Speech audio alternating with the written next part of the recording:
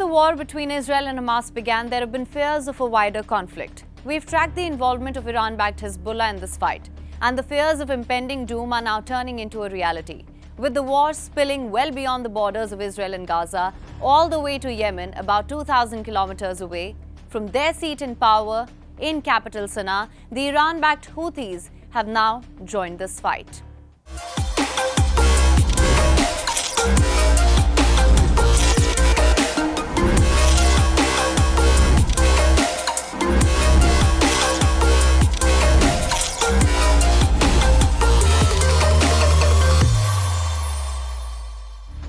On the 31st of October, Houthi rebels, part also of the so-called Axis of Resistance, announced firing drones and missiles at Israel. The anti-Israel sentiment, that was perhaps lying dormant but prominent nonetheless, manifested in the form of a barrage of strikes. As always, let's begin with the origin story. The Hussein Badruddin al-Houthi-led Houthi movement emerged in the early 2000s in northern Yemen. It initially began as a revivalist religious movement that advocated for the Zaidi Shia rights and opposed government policies they perceived as discriminatory.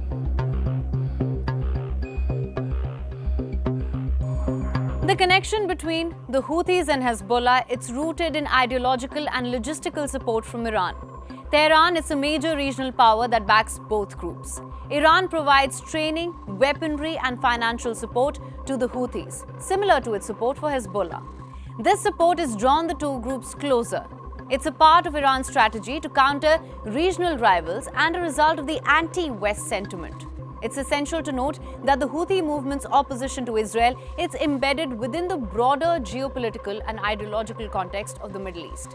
Their primary focus has been on their involvement in the Yemen conflict. The Houthis have expressed support following attacks by Hamas on Israel on the 7th of October. The group's spokesperson, Yahya Saree, attributed instability in the Middle East to Israel. He emphasized that the circle of conflict in the region was expanding due to what they saw as Israel's continued actions.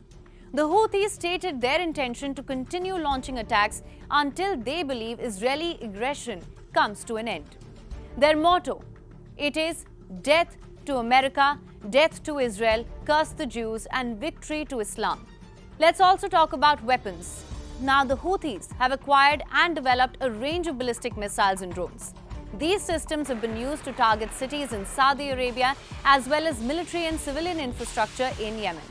The precision and range of some of their missiles have raised concerns about their capability to strike distant targets. The Houthis have also been known to modify and locally produce some weapons and munitions. And this adaptability, it's allowed them to sustain their fighting capabilities despite a blockade on weapons imports. Now, on to the pivotal question that's been plaguing everyone's minds. What's next? If you think this conflict cannot fester and spread its roots any further, think again. Yemen is situated to the south of Saudi Arabia. This means any Houthi missile that traverses Saudi airspace inevitably crosses over Saudi Arabia and Jordan before reaching Israel. This raises concerns about potential mishaps should the missiles fail to reach their intended targets. These incidents highlight the real risk of a spillover from the Yemen conflict into Saudi Arabia. This, given the hostile relationship between the Houthi rebels and Saudi Arabia. This not only threatens regional stability, but also raises the potential for international involvement. When it comes to the Houthis and Hezbollah, Iran is the common denominator.